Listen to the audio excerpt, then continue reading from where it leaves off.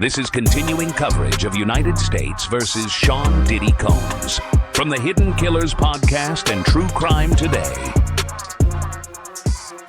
It's not every day you see federal agents roll up to a celebrity mansion like they're reenacting a scene from a Michael Mann film. Armored vehicles, agents in tactical gear, and the kind of perimeter lockdown usually reserved for drug cartels or terror threats, but that's exactly what went down on March 25th, 2024, when the homes of Sean Diddy Combs were hit with simultaneous FBI raids in Los Angeles and Miami. And this wasn't some knock and talk. This was a full-scale, coordinated operation, the kind that only happens when the government already thinks they know what they're going to find. In Los Angeles, agents descended on his sprawling Holmby Hills estate. In Miami, they rolled up on his Star Island mansion. These aren't exactly modest crash pads. They're multi-million-dollar compounds equipped with security systems, private staff, and more cameras than a Vegas casino. But that didn't slow the agents down. They secured both sites at the same time, blocked off surrounding roads, and began what turned into a forensic sweep of nearly everything with a plug or a password. And it didn't stop at the properties. That same morning, federal agents intercepted one of Combs' private jets at a Miami executive airport. He was reportedly preparing to fly out to the Bahamas, which, let's be honest, is just the kind of timing that raises every possible red flag. On board or nearby was Brendan Paul, a longtime associate, who was allegedly carrying both cocaine and THC edibles. He was arrested on the spot. The messaging from Homeland Security was loud and clear. This was a dragnet. No one was slipping out the back door. But the real story isn't just the drama of the takedown. It's what they found once they got inside. According to federal prosecutors, what was seized from Combs' homes and devices could fill a small data center. Over 100 electronic devices, everything from smartphones and laptops to external hard drives, were boxed up and tagged as evidence. That number isn't exaggerated. Just 8 of those devices, taken from the Miami property, contained over 90 terabytes of data. That's not a typo. 90 terabytes. To put that in perspective, that's more digital storage than most small cities use to archive every official document, photo, and video file for a year. We're talking tens of millions of emails, messages, photos, videos, and encrypted chats. That's what's now in the hands of the federal government. And they didn't stop with the hardware. Investigators also served warrants on at least 5 iCloud accounts tied to Combs. Think about the level of access that gives them. Full message histories, location pings, app data, backups, contact lists. All of it is now part of the evidence pool, and it's still being processed months later. Prosecutors have described the review of this material as voluminous, and that's putting it mildly.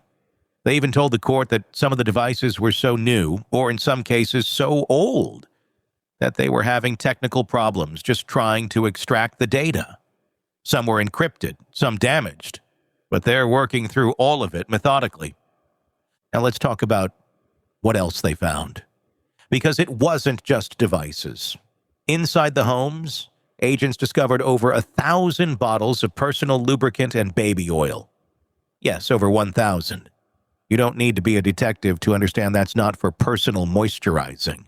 Prosecutors connected this find to the freak-offs Cassie and others described. Those allegedly drug-fueled sex marathons with multiple participants, some hired, some coerced. This volume of supplies wasn't just a curiosity. It was treated as direct physical evidence of how those encounters were facilitated. Then there were the guns. Multiple firearms were seized, including AR-15-style rifles with their serial numbers removed. That last part matters.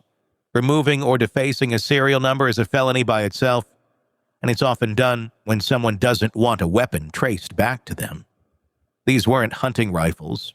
One of them had a high-capacity drum magazine, a feature that has no practical use other than to suggest someone anticipated needing a lot of firepower quickly. The presence of these weapons, stored in a residential setting and connected to a man accused of trafficking and intimidation, added serious weight to the charges already on the table. Alongside the weapons and the electronics, investigators pulled paper records, too, travel logs, handwritten notes, business documents, and what prosecutors later called materials supporting the organization and logistics of repeated sex-based events. In plain terms, they weren't just looking for evidence of past crimes. They were piecing together how, if proven, a whole network may have functioned, including scheduling, transportation, communications, and payments. But here's where things get even more guarded. The exact reasons why these raids were greenlit, the search warrant affidavits themselves, remain sealed.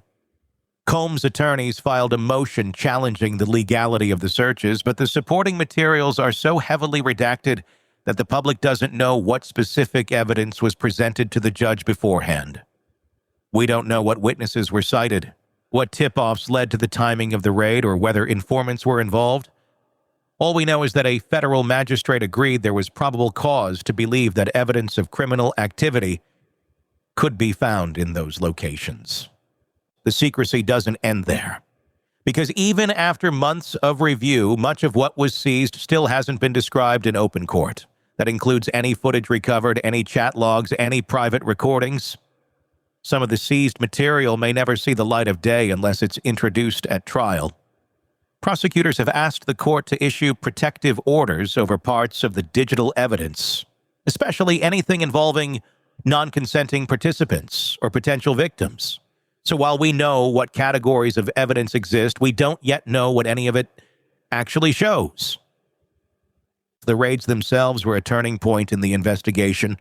Up until that moment, this was largely a story told through lawsuits, interviews, and claims.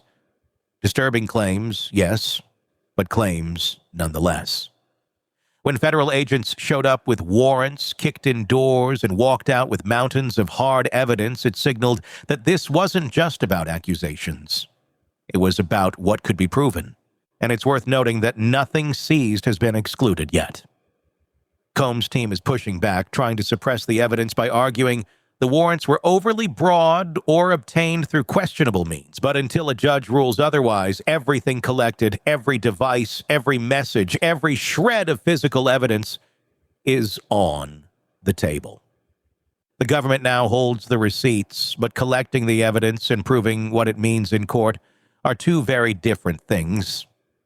It's one thing to seize a phone. It's another to show what was on it, who used it, and how it ties into a federal case involving trafficking, coercion, and possibly racketeering. That's where the real battle begins.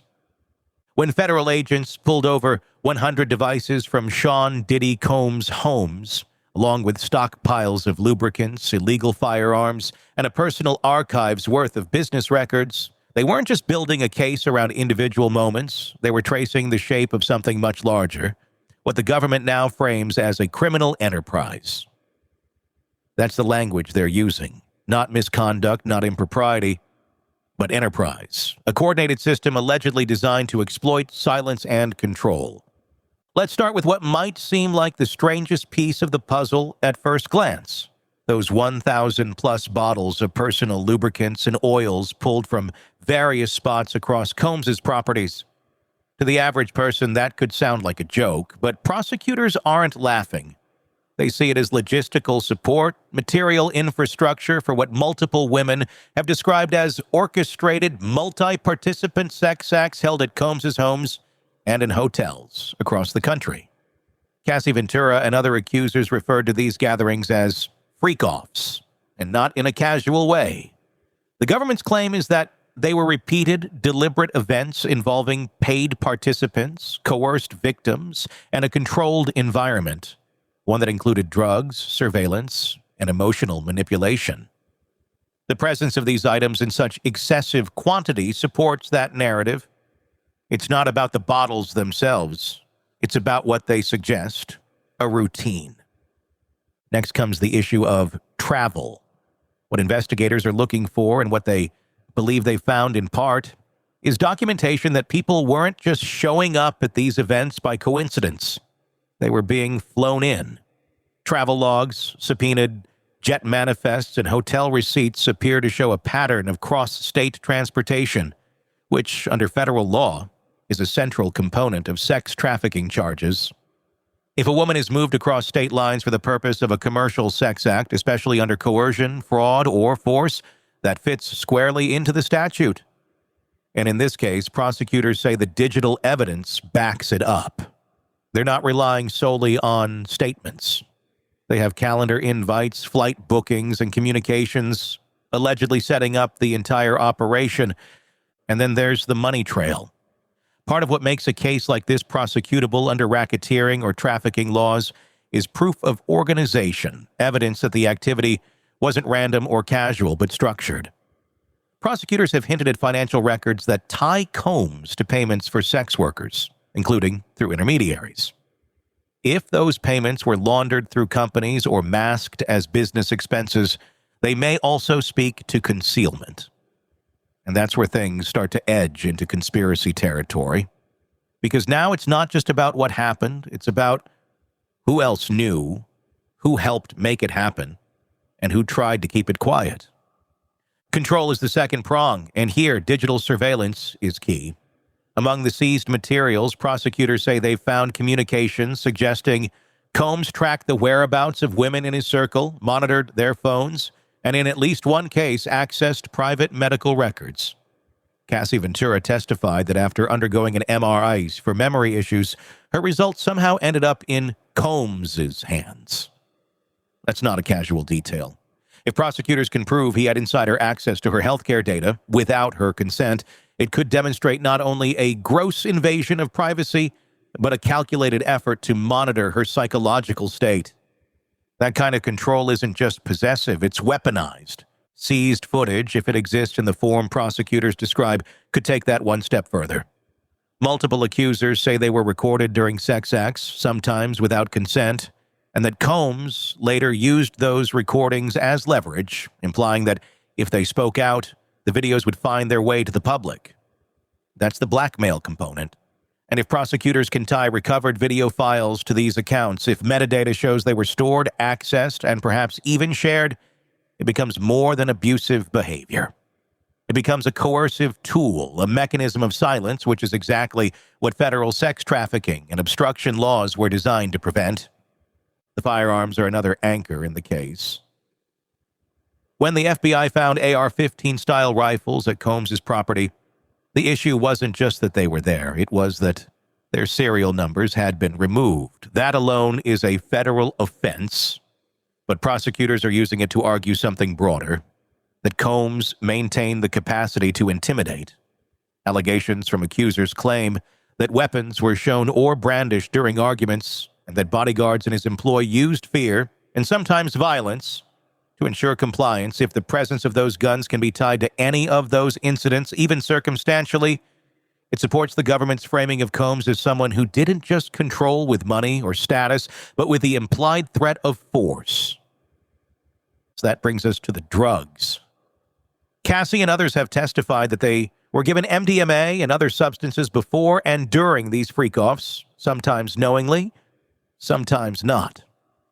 One woman described being so disoriented she could barely walk. Another said she took the drugs just to psychologically get through what was being demanded of her. When agents seized controlled substances during the raid, and when Brendan Paul, Combs' associate, was caught with narcotics at the airport that same day, it added more than just a count of illegal possession. It bolstered the claim that intoxication was part of the system. The drugs weren't for pleasure, they were a means to an end, keeping people compliant, vulnerable, and unable to consent. If prosecutors can show a pattern of that behavior, especially with documentation or testimony that Combs supplied or directed it, they're building a foundation for claims that the women involved were victims of chemically assisted coercion. Obstruction ties all of this together. There's the widely reported $50,000 that Combs allegedly paid to a Beverly Hills hotel to suppress surveillance footage of an assault. That video eventually surfaced, showing him kicking Cassie in a hallway, but the alleged bribe to keep it buried adds a new layer. That's not just violent behavior, that's an attempt to erase it. Then there's what was found later after Combs was already in custody. Handwritten notes in his jail cell that, according to prosecutors, contained instructions or strategies aimed at influencing witness testimony. His attorneys say it was just legal prep. Prosecutors say it looks a lot like witness tampering. That legal fight is still playing out, but it underlines how much of this case is about not just what happened, but what was allegedly done to hide it. Finally, not everything seized has been accessed yet. Some of the digital evidence remains encrypted. Some devices were damaged and are still being repaired or unlocked. The FBI has said that technological limitations have slowed down their review process, but what's clear is that the data is still coming in. And prosecutors have already stated that a superseding indictment could be filed, that there may be more charges, more people involved, and more to uncover. Because once you have this much material, this many terabytes, this many logs, this much documented behavior, you're not just looking at isolated incidents. You're mapping out a structure. You're showing a pattern. You're drawing the outline of something that didn't happen by accident or in a vacuum. That's the framework the government is building. Whether it holds up in court depends on how all these pieces connect, whether the evidence seized isn't just damning in quantity, but in clarity, whether it tells a story of an operation, not just a man, built on coercion, control, and silence. In a world where the darkest secrets lie just beneath the surface. They said it was an accident, but the evidence says otherwise. Where hidden killers roam, unnoticed, in the shadows. I think you would definitely be looking at a blend of toxic, very bad narcissistic personality traits, and they will be vengeful and possibly resort to violence. Join Tony Bruschi as he uncovers the truth behind the most chilling cases. They said it was an accident, but the evidence clearly says otherwise. Each episode, we dig deep into the minds of those who commit the unthinkable. To your point on narcissism, he thinks in his own mind how witty he is. Yeah. But he lost that jury. I was done with him in 2 minutes. From unsolved mysteries to infamous crimes. Geez, you've just talked about how you've taught yourself how to do everything under the sun. I bet you did a YouTube video, how to best kill somebody with a knife. Hidden Killers with Tony Bruschi takes you where few dare to go. How does someone with such a dark secret go unnoticed for so long? With multiple new episodes every single day. We're not just telling stories, we're seeking justice. Listen now on Apple Podcasts or wherever you get your podcasts. Just search for Hidden Killers with Tony Bruschi.